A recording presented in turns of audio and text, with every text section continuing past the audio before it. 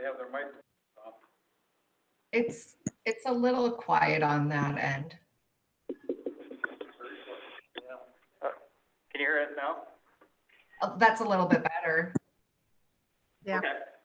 Sorry about that. We had some technical difficulties on this end, getting started. We should be good now. All right. It is 6:08, and I will call the meeting of the Rockbridge Public Schools to order. I invite everyone to stand for the saying of the pledge. I pledge allegiance to the flag of the United States of America and to the republic for which it stands, one nation, under God, indivisible, with liberty and justice for all.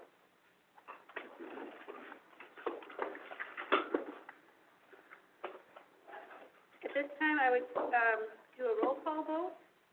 We've got 3 members who are on Zoom. Greg Mannanen, Here. Kelly Sather, Here. Holly Sorkin, Here. and then the rest of the members are in person. Director Tamero. Here. Director Schoberg. Here. Director Yuhan. Here. Director Baraboo. Here. Director Anderson. Here. Director Addy. Here. Director Reardon. Here. Director Lotiger. Here. And Director Sundquist is here as well. At this time, I would consider additions or deletions to the agenda. Madam Chair, I'd like to make a motion, we adopt the agenda as presented. Motion by Director Reardon, support by Director Tamero. Any discussion? Hearing none, I will do a roll call vote. Director Lotiger? Yes. Director Reardon? Yes.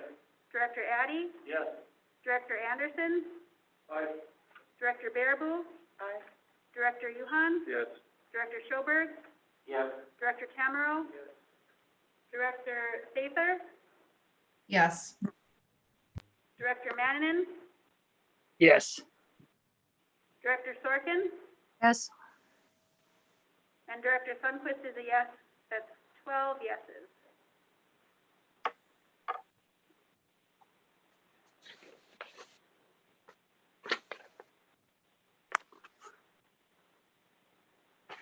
Are there any visitors or public comment regarding the meeting at this time? Yes, can you hear me? I've got Hello, one person. can you hear me? I've got one person here in the audience, Ms. Disterhoff, and then I'll get to you, okay? Yes. Okay. Please identify yourself for the record. I'm Brenda Carey. I am a physician in the local community and a parent of 2 children in the school district. And I felt the need to come and talk over this decision to send the kids back to school in the building, in mass. As that is so dangerous in this time of COVID. This virus affects anybody and everybody. It doesn't not affect children as has been spread around. The only reason the incidence of spreading from children to children is low is because we sent them home in March and we kept them there. We send them back, the incidence flies straight up. In the communities where they have sent the kids back to school, in the building, in mass, it went from single digits where it is now, near 0, up by 90% in less than 2 weeks. While schools are all closing back down. Worse than that is that children have died from this disease. Children who didn't get severe illness and die, some of them had no symptoms at all and are ending up with permanent heart damage, permanent lung damage, and polio-like symptoms with weakness that is not going away. Like they had when we had polio and all those other diseases that we pretty much eradicated. This is so serious. It just makes me want to cry at the risk. The loss of even one child from something we could prevent is just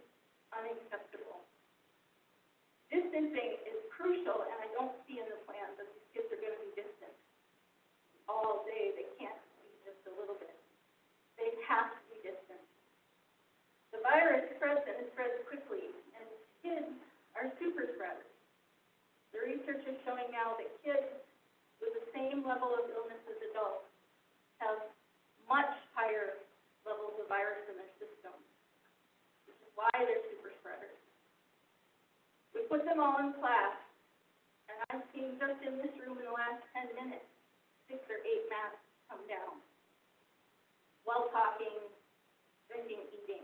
While drinking and eating, that virus can spread to 20 feet.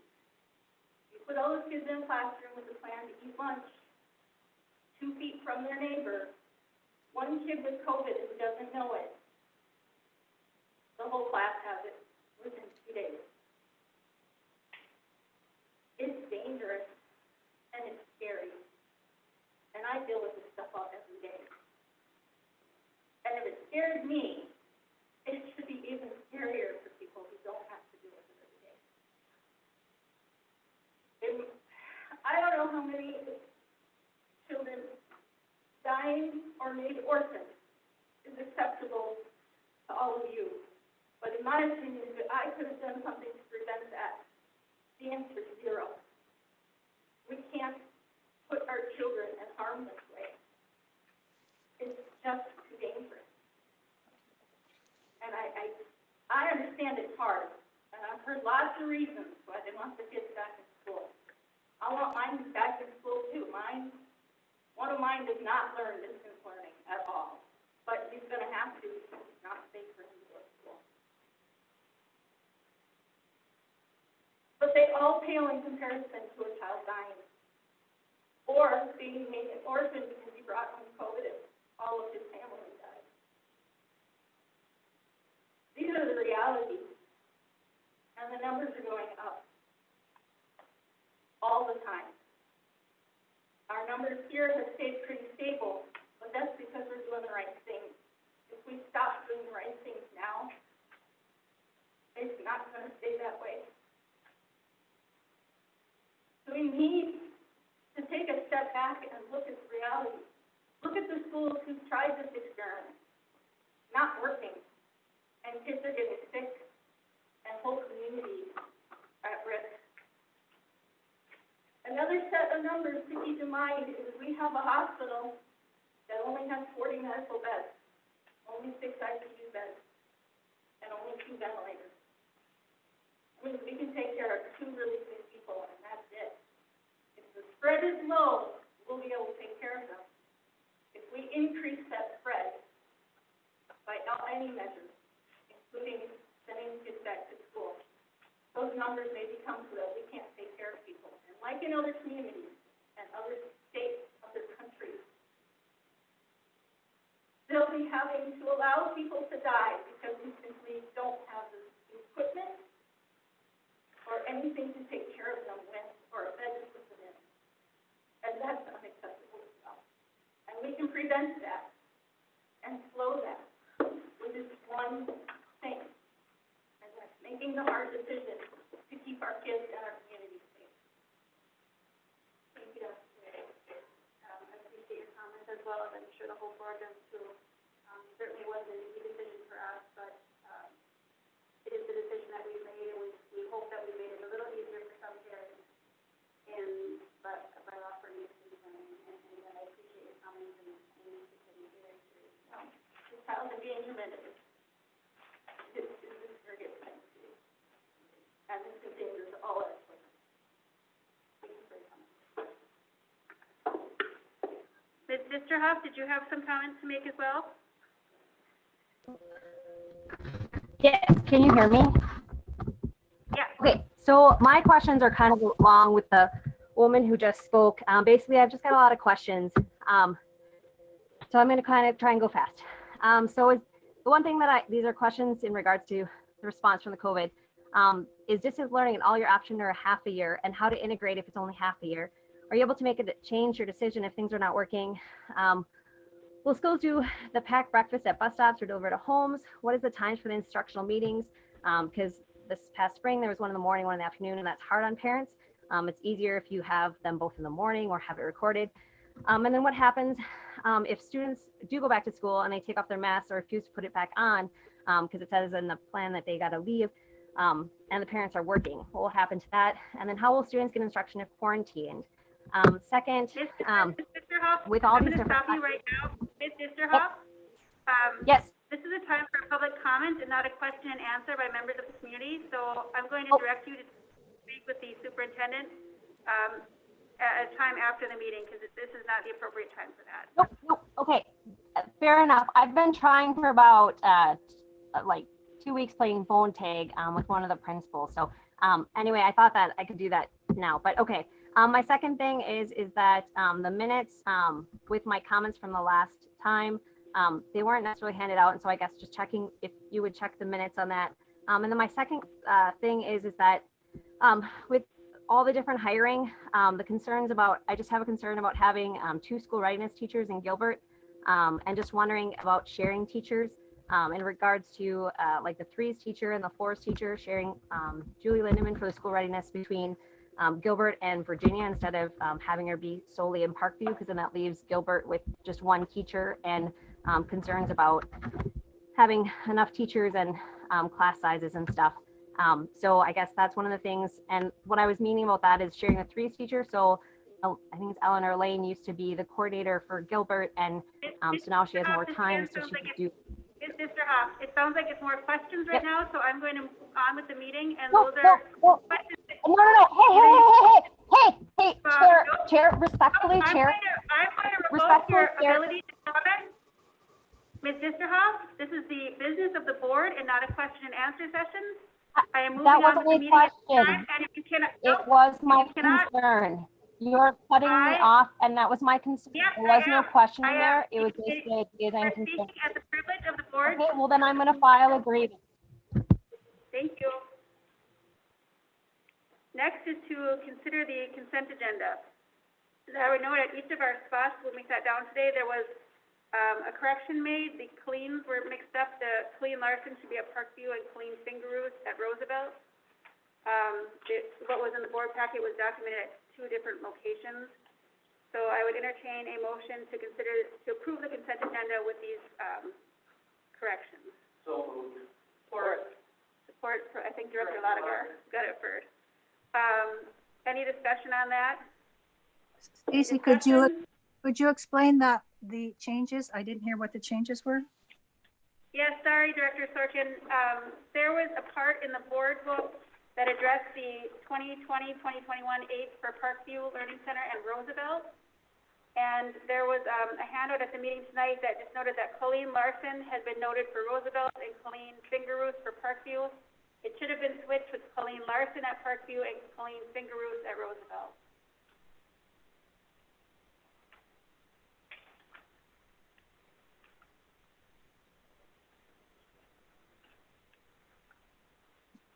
Any other discussion on that? Yeah, this is Kelly. I did have a couple of questions. So for the early childhood, do we know what our numbers are at? I'm interested in where our numbers are sitting for the teacher moves. I know that was part of the conversation. It sounds like in the early childhood committee.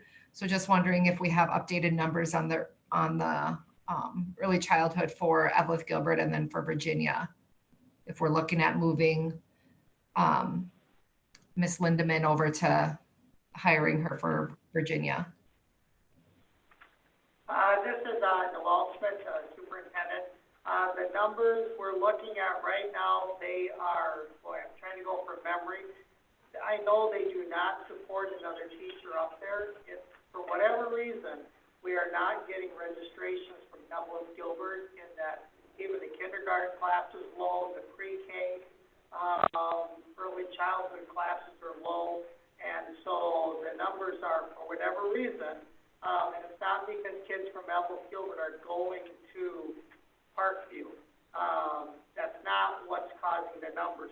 The numbers just, I guess, Kelly, they're just not there. I don't remember what they are off the top of my head, but I know the numbers are just not there to support the teacher there.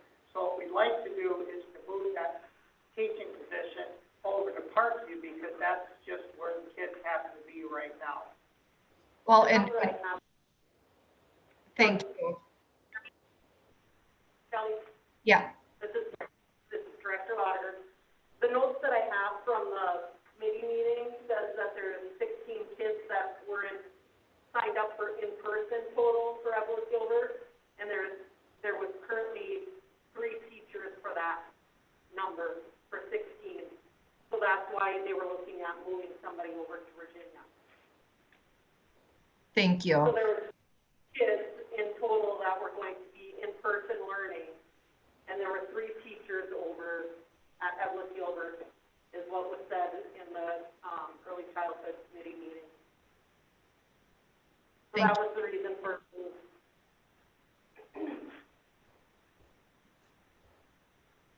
Did you have anything else, Director Sather? No, thank you. Thank you. That answered it. I have a question along Any- those lines, Kelly's question. Can you hear me okay? Yes. So the transfer, we have a document in our packet that, transferring Julie Lindeman from the Nell Sheen to the Parkview. Is that just an assignment, or is this a new position? Because it says recommendation for hire. Is that just an assignment, or is that a new hire? What that one is, that is a current Evelyn Gilbert, employee who we would like to move over to the Parkview. So technically, you could say, no, it's not a new hire. I guess we're putting it out there just to cover all of the bases. But this person did work for Evelyn Gilbert last year. So because we have the unions, we need to work this out with the unions as far as how this process goes. And we will meet with the union fairly soon. At this point in time, we're suggesting this as the safest way to cover all of your bases. Okay, so am I to understand then that the, the early childhood teachers go year to year, and did her employment end at the end of June? And now that's why there was an opening to apply? No, we are not considering that her employment has ended. Okay, so it's, She was not a laid-off employee and then is getting rehired, or someone who was cut and is then getting rehired. That's not the case.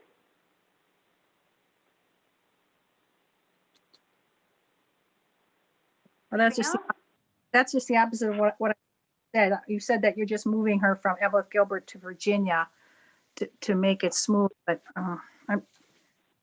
all I'm saying is after July 1st, we're one district and we have, the right of assignment. And so to me, it was more like an assignment than a new hire, because if her position ended, then yes, there was an opening and she applied, she was interviewed, and the effective date is 8/31 of this year and ends in May of next year. And so I just wanted that clarified.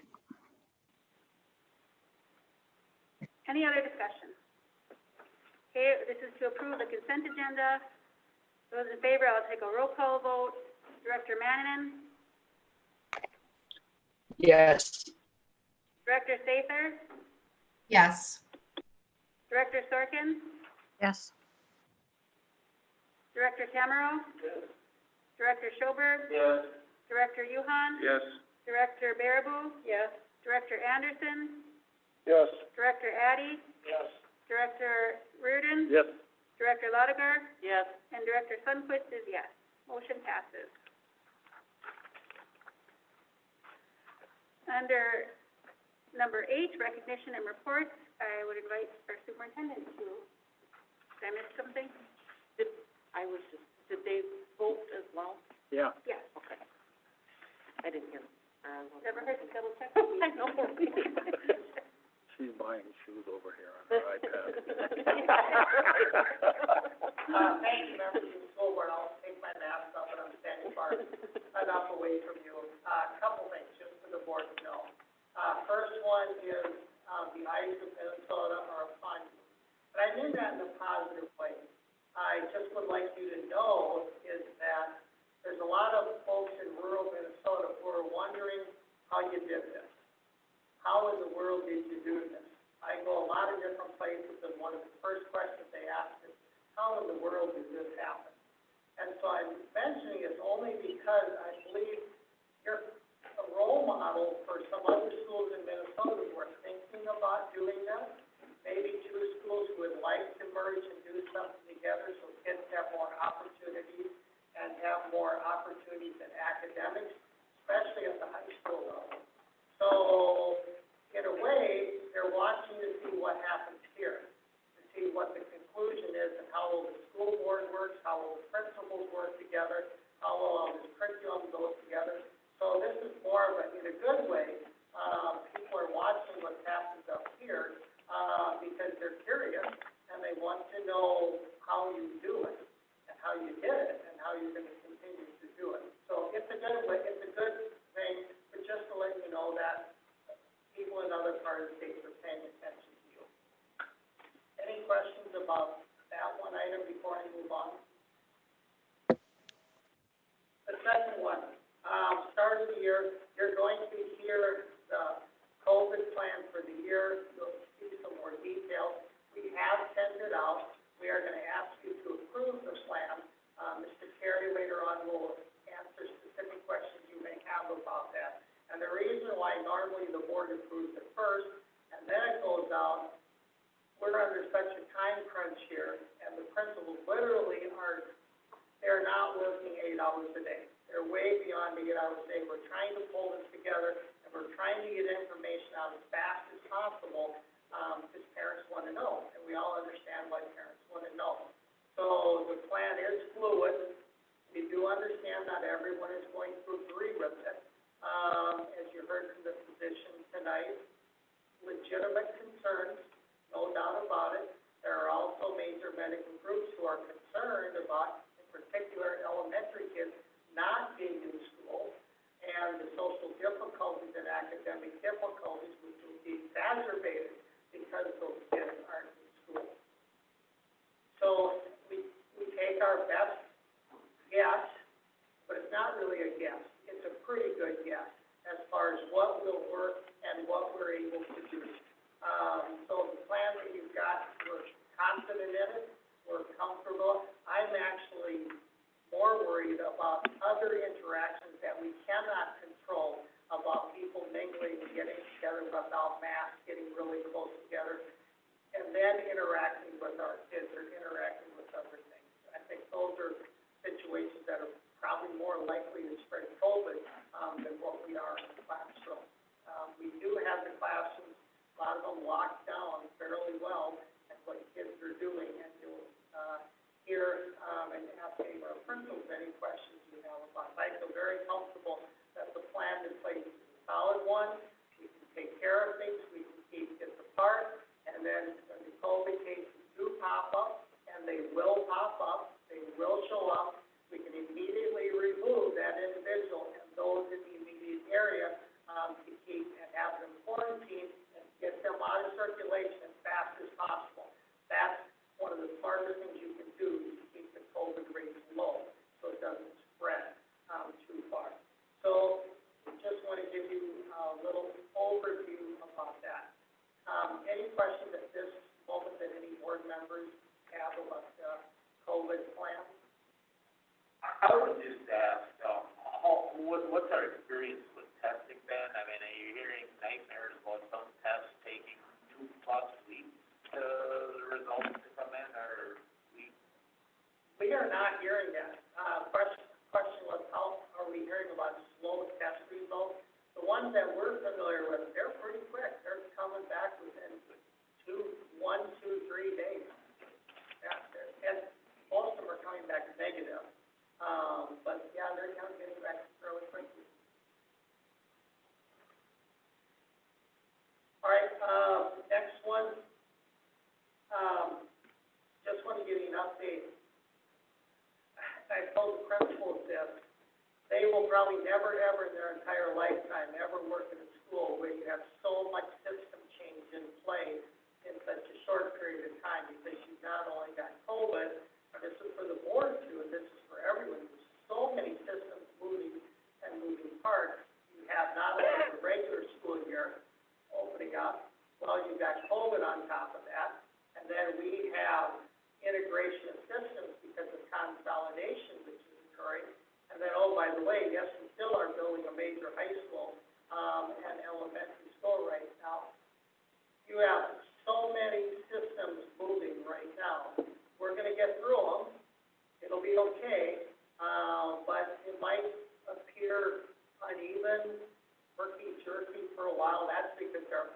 many moving parts. And I completely get it, when people say, you know, there's just so much stuff changing, there's so much change happening. It's true, but we will get through it. Couple items for the board to start thinking about. Once we get through the start of the school year, we do have some things we'll have to start talking about. One of them will be elementary attendance boundaries. We do have an elementary school that will open in 2 years. We do want to, I believe, give parents about a year's notice ahead of time as far as where the attendance boundaries might be, so they can start planning and start thinking about how things might be different and changing in attendance boundaries, especially in elementary school. It can turn into a big deal. So I think if we're smart and set up the system and start talking about and looking into where the attendance boundaries might be, so parents have a year's time to start processing and thinking about how that might work. So don't be surprised if this doesn't come back once we get through the start of school and then start talking about attendance boundaries. And then we'll have to set up a system to talk about that. And in addition to that, we'll also have to talk about names, specifically the elementary school. We have the high school name, Rock Ridge High School. We've been calling the new Evelyn Gilbert Elementary School, we've been calling it the Evelyn Gilbert Elementary School. That doesn't mean that that's the name of the school ultimately. So we need to figure out if that's what it's gonna be called, or are we gonna call it something else? And if so, what should we call it? The same thing would apply with Roosevelt.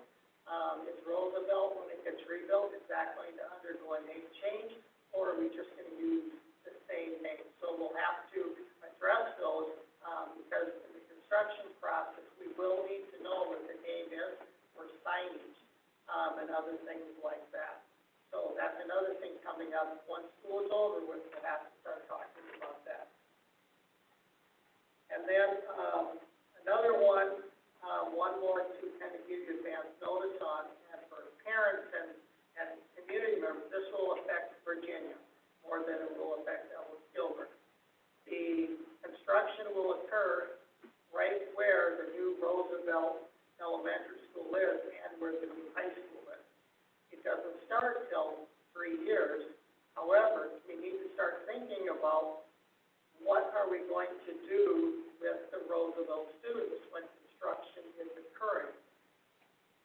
There is a way they could maybe keep the kids on site and construct around them. You will probably hear that it's gonna cost you more money to do it, and that there's some safety issues obviously. So we will have to start thinking about what are we going to do with the Roosevelt Elementary School. The high school kids will all leave and they'll go into the new high school. So where will the Roosevelt kids go for the approximate 2 years that it will take to do construction? So expect that to be a topic of conversation that I think parents will want a lot of lead time, to start thinking about how that might work. So that's another thing that I believe we should probably start talking about, once we get through the start of the school year. Any questions about anything that I just, went over? Okay, thank you. Thank you.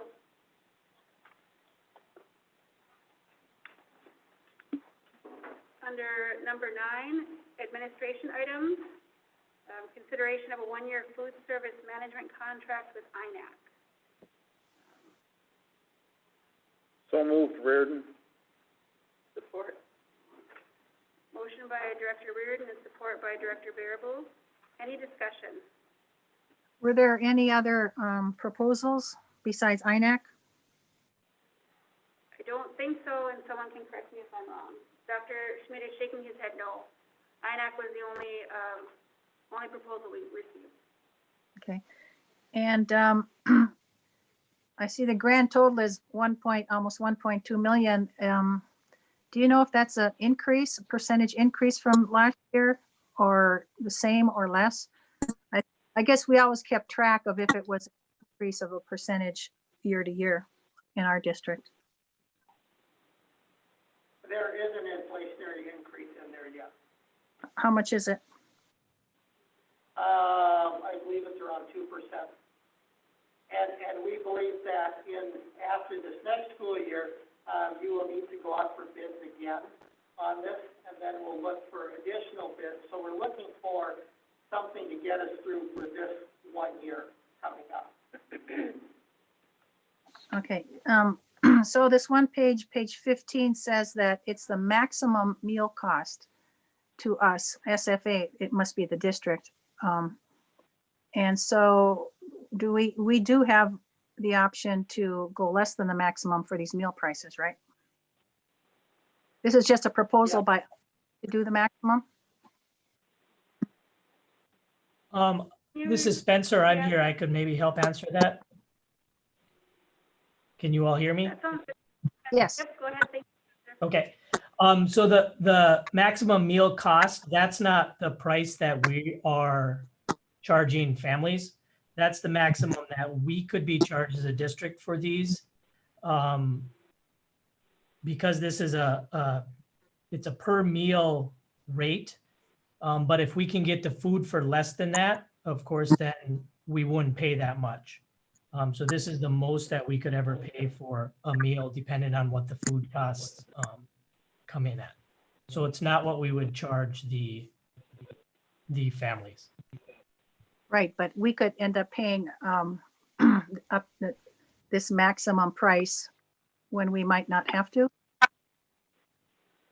No, if the meal prices come in, if the cost of the food comes in less, then we wouldn't have to pay, for instance, at lunch $3.63. And then that's in here somewhere in this document. It's 35 pages, but what we got starts on page 15. So I was looking for some more information. On whether that if the meals come in less, is that the question? I Or guess if the that, cost of the food comes in? right, if it less, do we get a credit, or do we not just get a credit rolled over, but do we don't pay that maximum? Correct. We get the invoices from all the food that gets paid. So if food prices skyrocket, we would only pay that $3.63 for that lunch. I don't know what page that specifically states that on. And we got it starting on page 15 and 16. Page 16 then says, IMAX submitted a proposal and has been awarded a contract. So I wondered if that already happened. And No, that's what- happening tonight. This is what needs to be sent down to the state of Minnesota. So that's what this would be signed and sent in after tonight's meeting if it is approved. Okay. And why is there an automatic 2% built in? Why not just break even instead of paying 2% more than we did last year? That's the quote we received from the company that's offering us the services. So a 2% increase.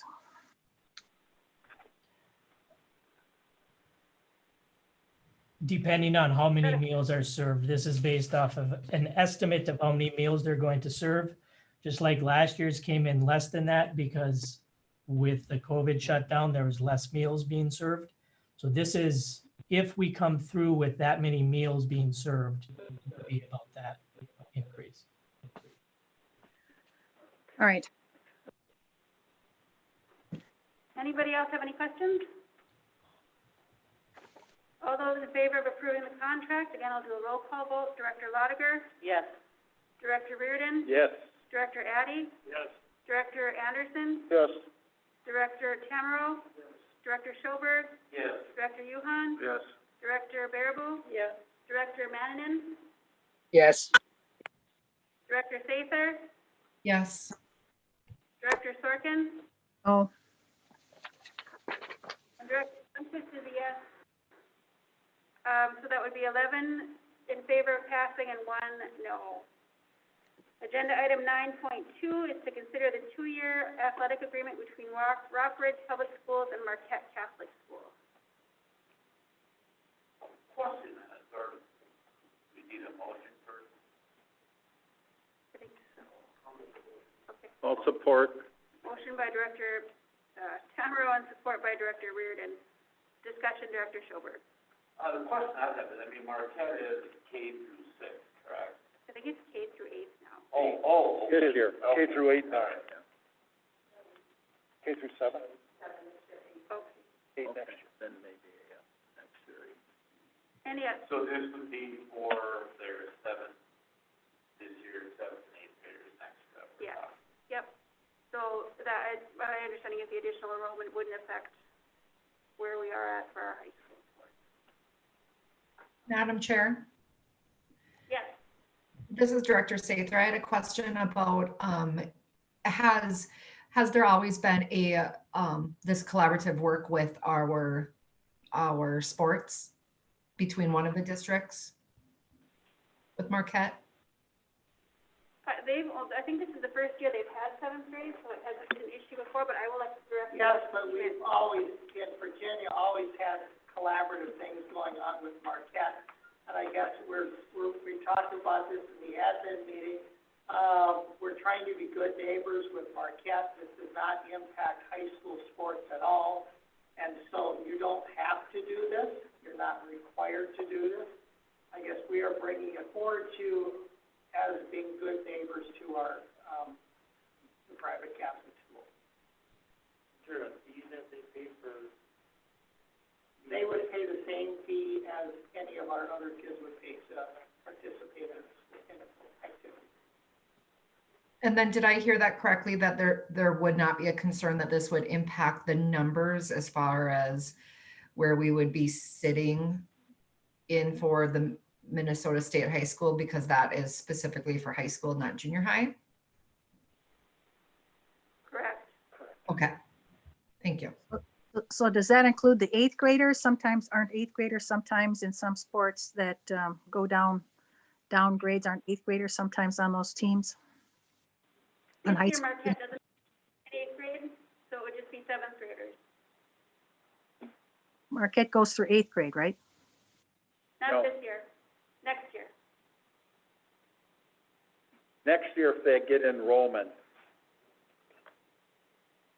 Okay. And I think we've had 6th and 7th graders in Evelyn Gilbert on swimming teams in the past. Would that affect any 7th graders of Marquette? 6th graders can't participate in varsity sports. The classification is done by 9 through 12. 9 through 12, okay. Any other discussion? Hearing none, I will take another roll call vote. Director Tamero? Director Schoberg? Aye. Director Yuhan? yes. Director Baraboo? Aye.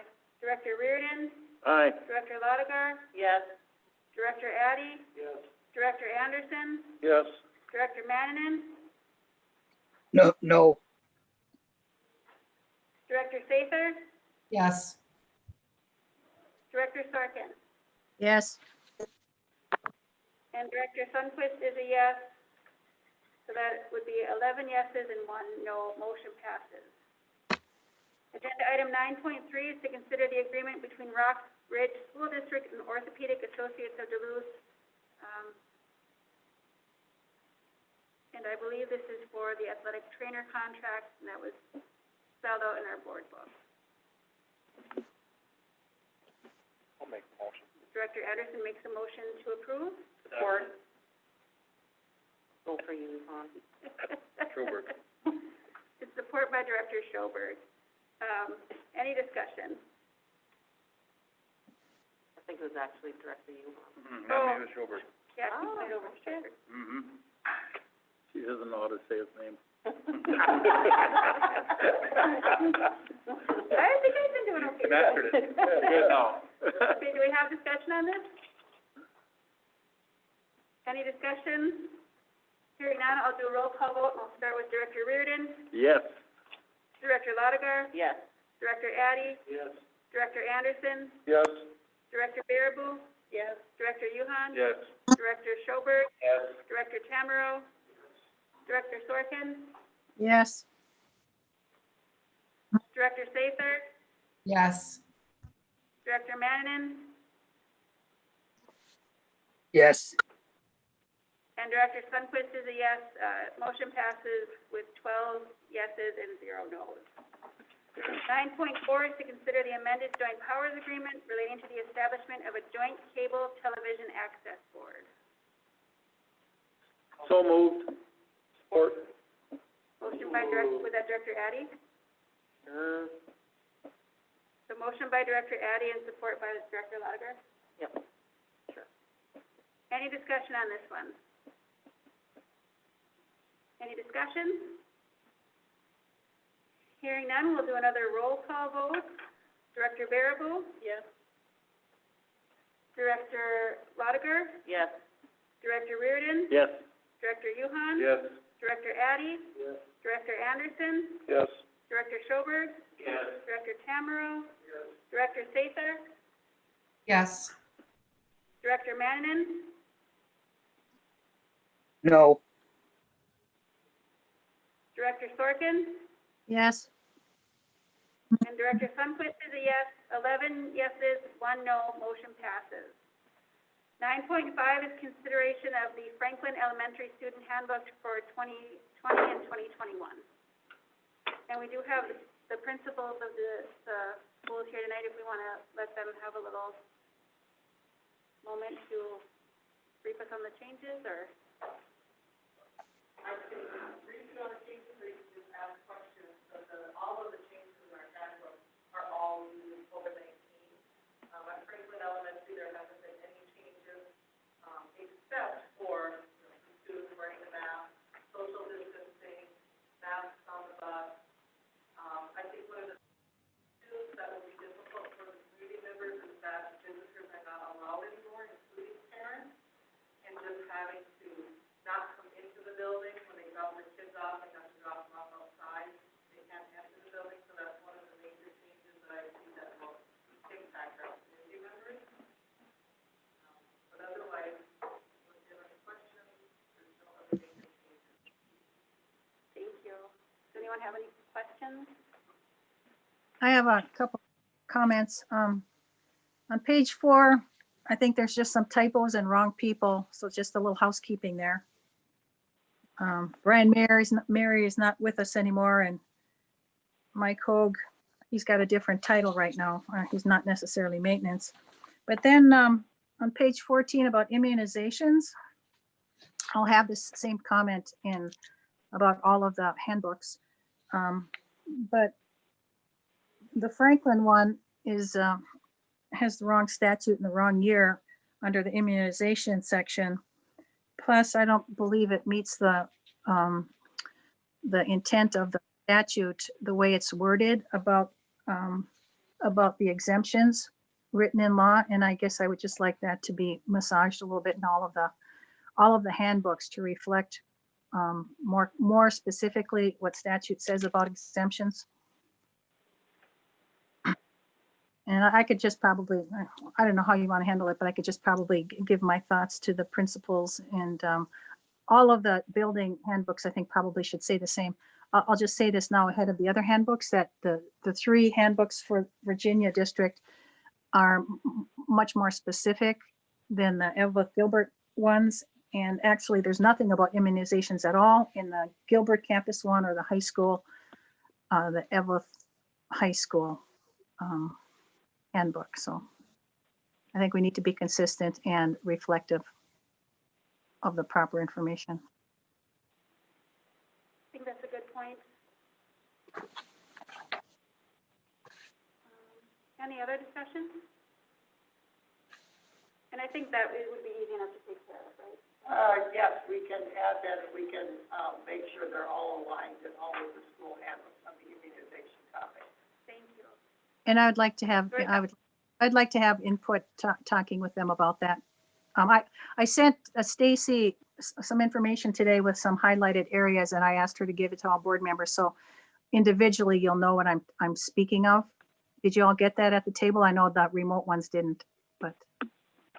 Yep, I will note that Stacy Lampa did print out the immunizations from Minnesota statutes 2019, specifically referencing statute 121A.15. Okay, that's all. Thank you. Is that something that the attorneys if need be. And, yeah, the members of the school board, we will have our school nurse also take a look at all of them, so that they're all consistent, and in line with our law. Thank you. Thank you. So any other discussion regarding the approval of the Franklin Elementary Student Handbook? Do another roll call vote. Director Baraboo? Aye. Director Yuhan? Yes. Director Schoberg? Aye. Director Tamero? Director Anderson? Aye. Director Addy? Yes. Director Reardon? Aye. Director Lotiger? Yes. Director Sorkin? Yes. Director Mannanen? Yes. Director Sather? Yes. And Director Sunquist is also a yes. So now we have consideration of the Gilbert Campus Student Handbook for 2021. Motion by Director Addy, Support. support by Director Yuhan. Any questions? All the other ones, I changed things due to the, COVID-19 pandemic that the state at the beginning, and, Excuse me, Madam Chair. Can we ask for the principals that are speaking to the handbook, if they could come closer to the table? It's pretty tough to hear everyone generally speaking. Here doesn't turn up Thank loud. you. Thank you. can you hear me better, Kelly? We just added, the first statement kind of says it all, but, everything's updated in here. We did, if you have any questions, I'll just take them at this time. Any questions or comments? And Director Sorkin will note, your comments regarding the vaccinations are carrying over into this as well, correct? Yeah, thank you. And there's some more on page 6, just little things. I just had a question about, are we being consistent in all of these policies about the other document that's coming out or come out already about cafeterias and open lunch and closed lunch, and some students will eat in their classrooms and others won't. I read different things for different sites. Well, I'll address that. We've been communicating regularly with principals, and because of the space needed in certain areas in the space we have available in different schools, we need that space to the best of our ability, to keep kids safe. So it may vary from school to school based on, space that we have. Thank you. And I guess I shared, I don't remember who said it in some meetings that I attended, but I do share the concern, and maybe with Ms. Carey earlier, about the open. And does it really make sense? Are you defeating the purpose by letting 12th graders leave for lunch and then come back every day? I have a problem with that one. You know, we're talking about going to the block to limit interaction and passing and mixing up students more, but that seems to do the same, is letting them out and then bringing them back. They might be negative in the morning and back and been exposed after lunch. It's a day-to-day thing too, you know, but I just think that is not helping to limit exposure. It's just the opposite.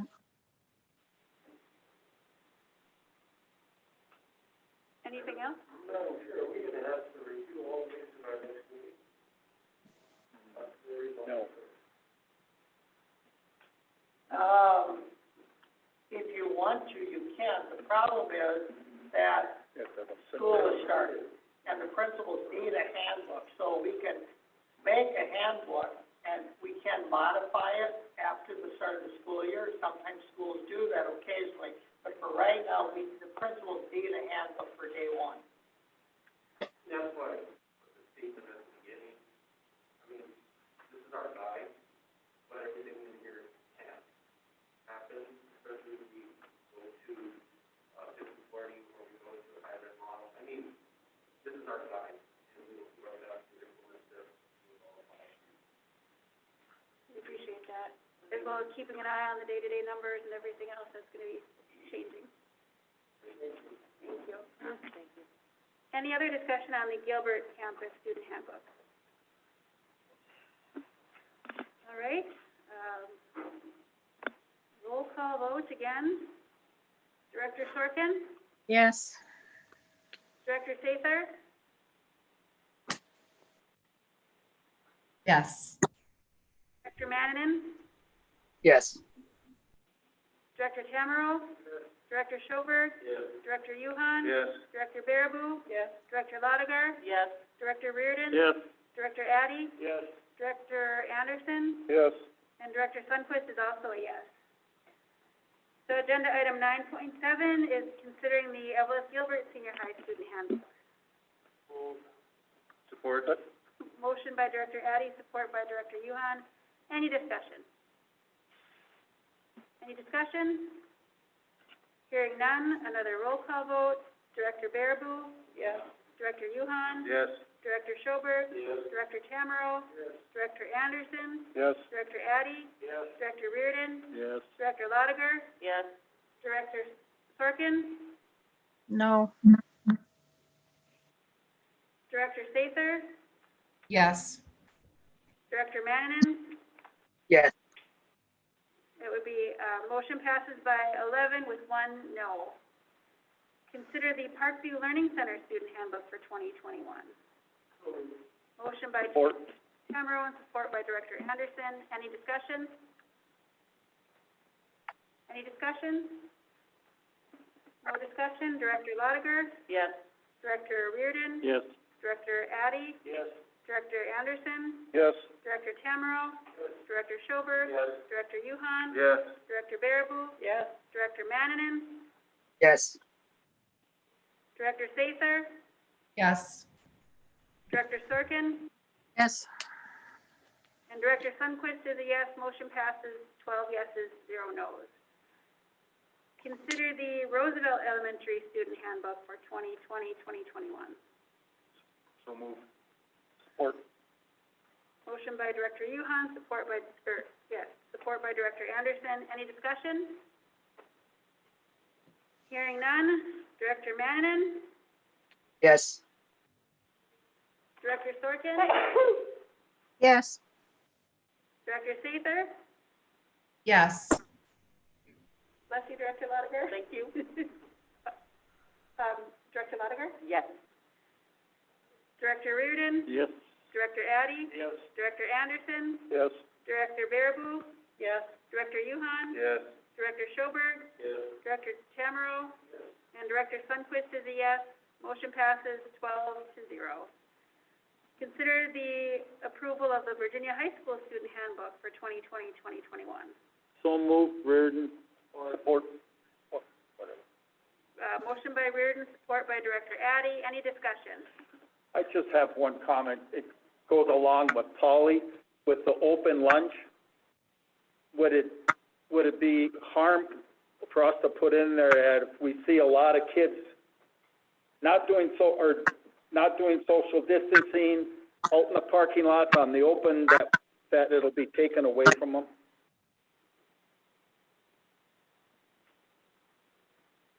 I think we have that flexibility anyways.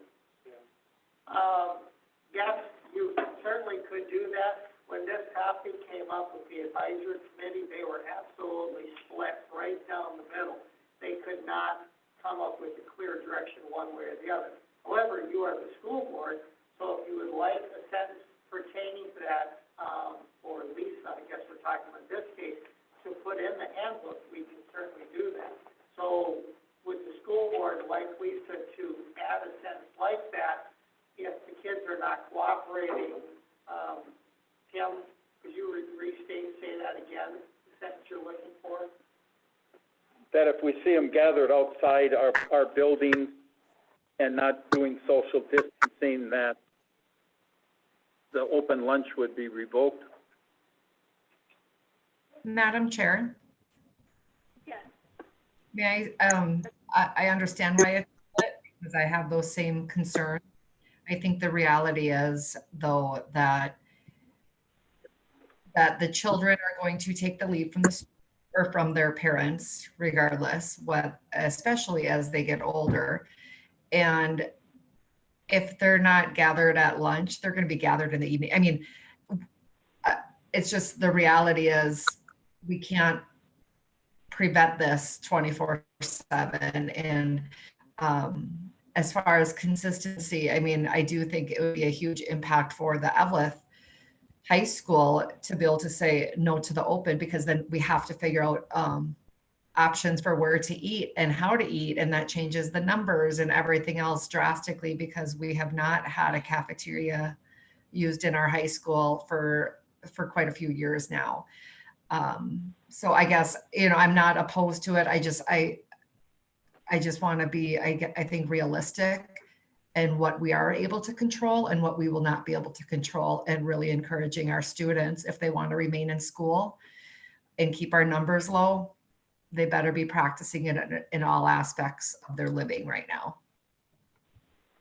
That was one of the questions I had as well, is if we were to take away the open lunch, which I'm as concerned as anybody else sitting in this room, but where are we going to put all those kids? At least in Virginia, we struggle with finding a spot for them anyway. And I mean, that was my question. And then also the point that Director Spacer made, they're going to be leaving the building after school, and it's going to be hard to have a perfect world. So I don't know, Lisa, that must have come up when you talked about. It didn't get a second, so. It did come up for us. It did come up for us when we talked about lunch. And I'm kind of on the same side as I was one of the votes to close lunch. I did not win that vote, but, if we were to do that right now, most of our students are eating in classrooms. And so that would just require that they all stay in their classroom.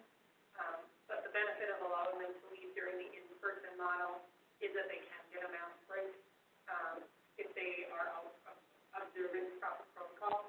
But, in the hybrid model, we have closed that down. If the numbers continue to rise, then we would close that down immediately. So it's kind of happening. Thank you.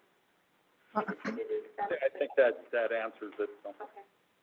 I couldn't quite hear that, but the sentiment is pretty much the same, but there are things we can control as a school, and there are things we can't control of what students do after hours and on their own time and with their families. But open lunch or a closed lunch is something we can control, and I think that would help eliminate exposure. And all of our COVID policy, the one I think that we're going to be voting on, the back to school guide in a few minutes here, that's what it's all about. And that's one of the changes we could make in that guide.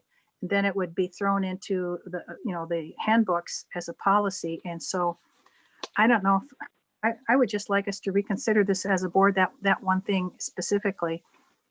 I think it's got a lot of merit about a closed lunch. If we want it to happen, we can make it happen somehow. We can just work it out. It's like anything else in life. If you need to do it, you find a way to do it. So that's my input on that one. Still no second. Right.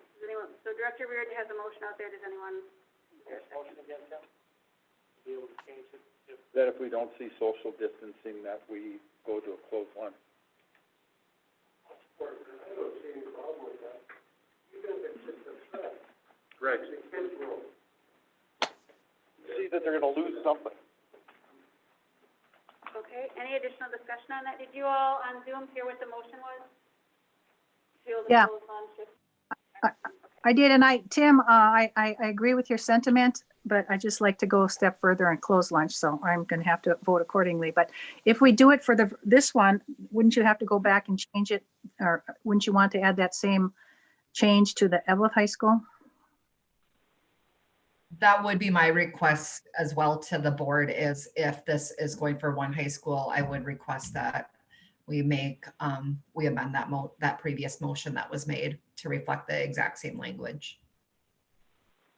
So Tim, you're making an amendment, Tim?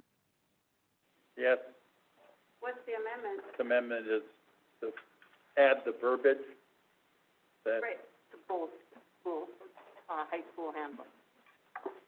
I will make it so that we don't have to go back, if it's okay with this board, that we don't have to go back and look at the Evelyn Gilbert High School one, that it's for both campuses. Then we're doing it for both.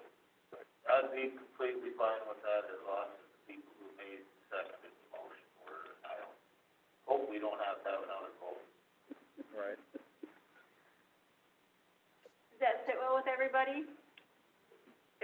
Director Tamero, you will support Director Reardon? Thank you.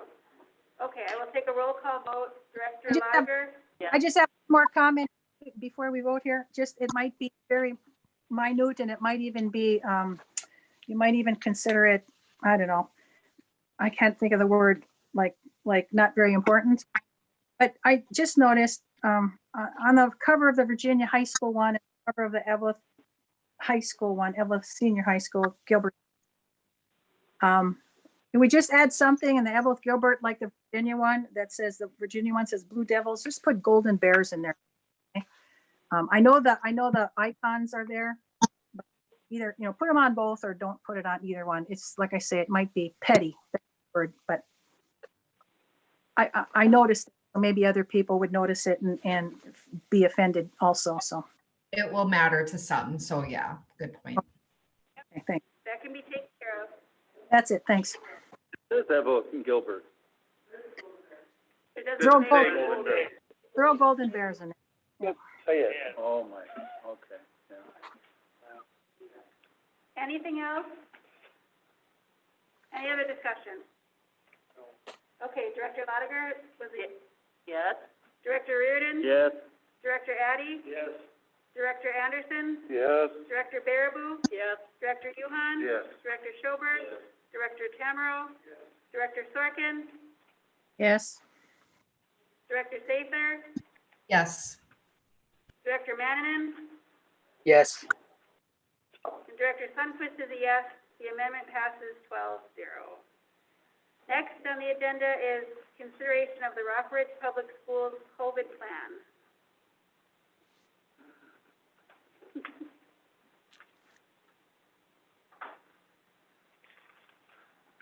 In 10 or less words. Pages long. We've all had a chance to take a peek at the plan that was sent out in the board packet. I can stand up here and read it. All 53 pages would be wonderful. Yes, thank you. Yeah. Or you could give us the Cliff Notes version. Or I can give you cliff notes or. Or you could just open it up to answer questions. I have no questions. Any questions or comments for, Looks thorough. any questions or comments? again, I'd like to change this to closed campus for all. If I had to make that as an amendment, it may or may not go anywhere, but I will make that as an amendment. Can you It is doc- clarify that? Somewhere in here it talks about, it must talk about open campus for lunch or closed campus. Does it, I think we've Jeff? already, I would say we've already taken care of that with the motions about the high schools. Not really, because it, Tim's motion didn't go as far as my have gone. Yeah. The COVID Enough to plan, start out the year with it closed, not, Oh. not. exactly. Yeah. You got it. All right, Is it even in here? It is in here. Okay. Well, that's for a second. Page 21, it does say that grades 10 through 12 will have an open lunch. The district moves to hybrid model lunch.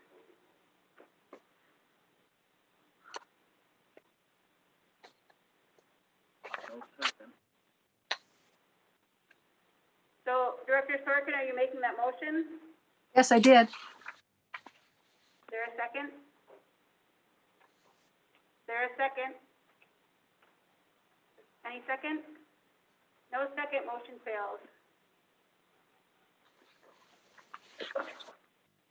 At this point, I suppose I would entertain a motion to approve the back-to-school COVID plan. So moved. Support. Director Lotiger supports. So motion by Director Yuhan, support by Director Lotiger. Any discussion? I have one more question. I just thought of it. I know that those meetings talked about taking temperatures. Are we still doing the temperature or not? Because I think the sentiment has changed about how useful taking temperature students is. And I didn't have a chance. In math. You are not The taking, student is, we are not, if the student is suspected of symptoms, he or she will go to the nurse, and they could potentially have a temperature taken there, but we are not going to be doing mass temperatures as they come into the Okay, thanks for clarifying. There were like 400 pages to read on this packet this time, and so I didn't get to write it out, but. Right. And then is it in here about the checklist we're asking parents to go through every day before school and staff too? 4, 5, 6 questions. There's a checklist, here. It will also be posted in Power School. So all staff and students will take that checklist, prior to coming to work school. And if there are any red flags, the building principals will get those immediately. Okay, good, thanks. Anything else? Anything else? I will take a roll call vote. Director Sorkin? No, Director Sather? Yes. Director Mannanen? Yes. Director Tamero? Director Schoberg? Yes. Director Yuhan? Yes. Director Baraboo? Yes. Director Lotiger? Yes. Director Reardon? Yes. Director Addy? Yes. Director Anderson? Yes. And Director Sunquist is a yes. Motion passes with 11 yeses and 1 no. Agenda item 9.2 is consideration of the Rockridge Public Schools employee question and answer. And I can answer any questions, specific questions if you have. That's pretty much just a document that answers questions that a lot of our employees have. to the best of our ability. At this point, I would just ask for a motion. I will make that motion, Director Lotiger. Support Reardon. Any discussion? Any discussion on the question and answer? Hearing none, I will take a roll call vote. Director Tamero? Yes. Director Schoberg? Yes. Director Yuhan? Yes. Director Baraboo? Yes. Director Lotiger? Yes. Director Tamero? Yes. Ooh. Sorry, Director Reardon? Yes. Director Addy? Like, Director Anderson? yes. Director Sather? Yes. Director Sorkin? yes, Director Mannanen? Yes. And Director Sunquist is a yes. Motion passes 12 yeses, 0 no's. We have so many policies. To 109. talk about for the first reading. So I am not going to read them all to you adults that are fully capable of reading. I would just ask that they would be noted in the minutes when we get them at the next meeting. But I would just ask to acknowledge the first reading of the policies noted in the agenda tonight. So moved. Support. Director Baraboo with support by Director Addy. Any discussion? I just, One very quick comment. It's in general, I mean, these are draft policies of the MSBA, and they're all well and good. But on some of them, and I did read some of them, it's like you have to make choices, but yet their draft format says you have to choose this or that. And what we're passing on today is I mean, for instance, name of the school district, school district number blank. The name of the school district shall be insert name. I mean, we should, by the third reading at least, pass actual policies of ours, not just draft policies that are basically, in this case, meaningless if you don't put the number and the name in there. Director Schoberg, I'm on that policy committee, and just so you know, we discussed, wanting to start the school year out with policies. We wanted to So have through, some. on a rotation, we're gonna go through all of them and make sure that they do pertain to our school district, but we wanna have something to start with, that's why we're doing that. Biggest reason we And I want to get over this real quick, but in this case, the one that we're passing with the name of the school district is completely meaningless. And that's a simple example. I think that's, But that's what we talked about in the meeting. That's what we're just starting, and then we're gonna go through and do this. So these reflect all of the MSBA policies, and then we'll get into a rotation where we're going through and adopting so that we don't come with 109. Is that the intent of the, okay. And members of the school board, this may help. when you get to the third reading, Stacy will put the name of the school district in there, like, those simple fill in the blank ones. But this way you can see what the original policy was. There's also some little editorial comments you'll see every once in a while from MSBA. We're gonna keep those in there, but on the third and final reading, Stacy will pull all of those out. So they won't be there, and she'll drop in the name of the school district wherever it's just a simple drop, fill in the blank situation. Great, thank you. Thank you. All right, I will do another roll call vote. Director Sorkin? Well, I have a comment before that, question. So a couple of these have gone through already, and remember you threw two policies, the medication policy and the pledge of allegiance, into the policy committee. Now I see them in here again, so those two big, back the first reading. I know I sat in on that committee meeting, and the committee was recommending the Pledge of Allegiance one to be said daily, but they're pull in other people to another meeting about the medication policy for more clarification. But I see those two policies in this list. Again, 516 is not in there. And 531 was updated with the Pledge of Allegiance being read every day. Did you hear that, Ms. Director Sorkin? She said, Stacy Lampa said 516 is not in there? And that the medication policy, what number was that? So 516 is the medication one that's not in there because it was not. 531 does state that it will be done daily. Yep. okay, so that's the new one. Is that now another first reading of that one and the medication policy? The medication policy is not in here. Oh, I just thought I saw it. We talked about having a meeting, remember? We have to wait for another meeting. With the nurses and. I know, but I see a 10.5.20 is in here, and then the next one is the 10.521 is the Pledge of Allegiance. I see, oh, it's not medication, I'm sorry. That's different. Okay. Okay, Is so that that's, clarified?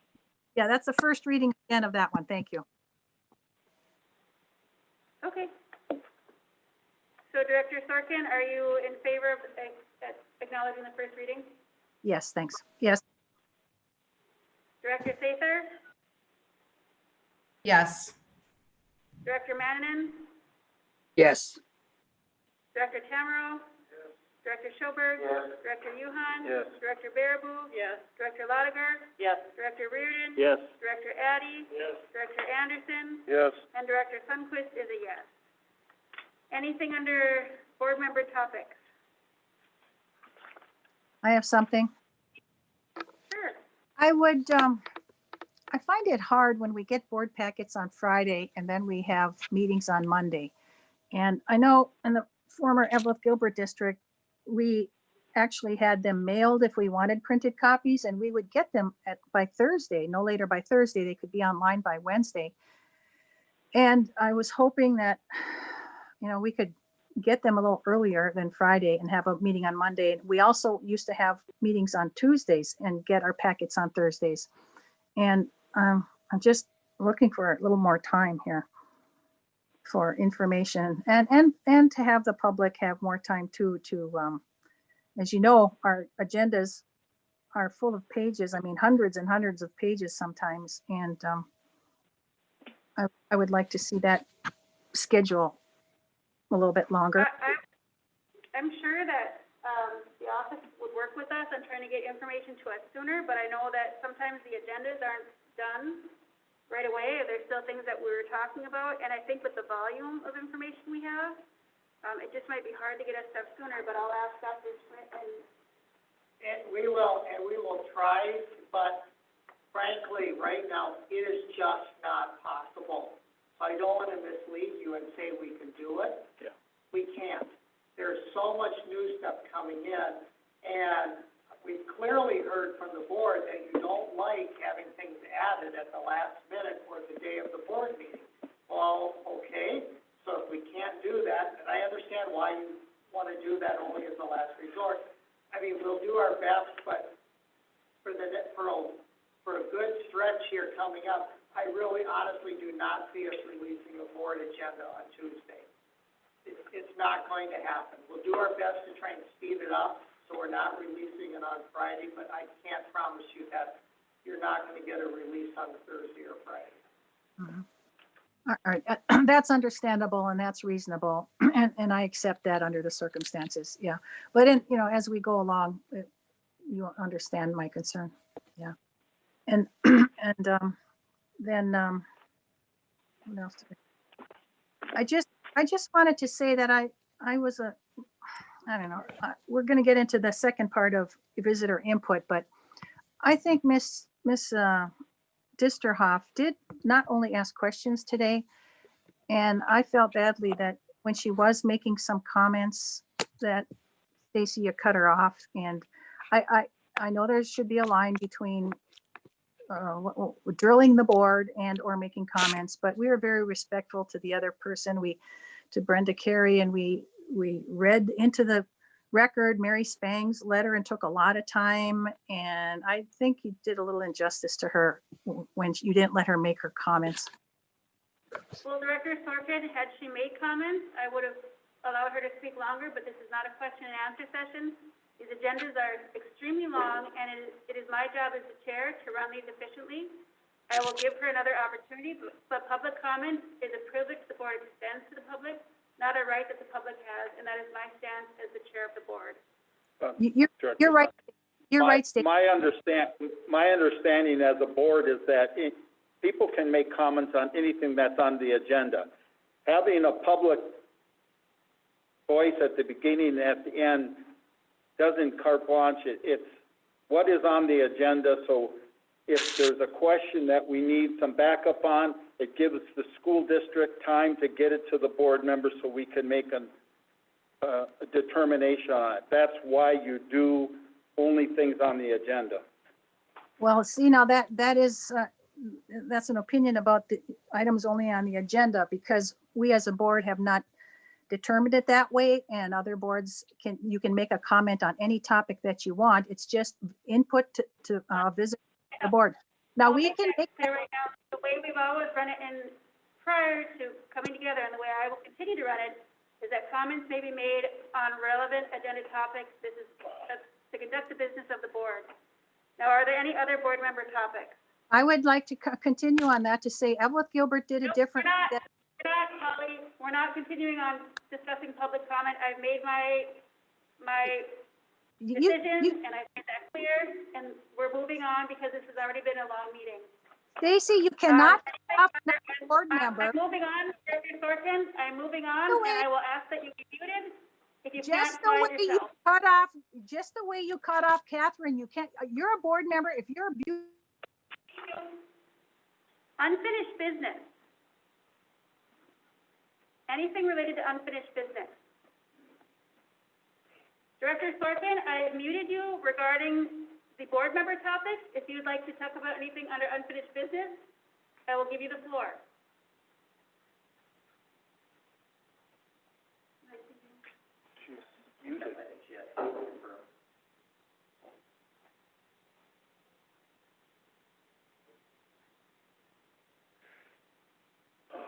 Director Sorkin, can you unmute?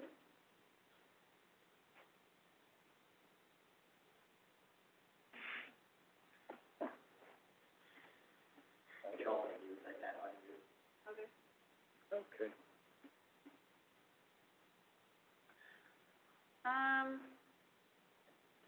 I will allow public comment if there's nothing else to come in.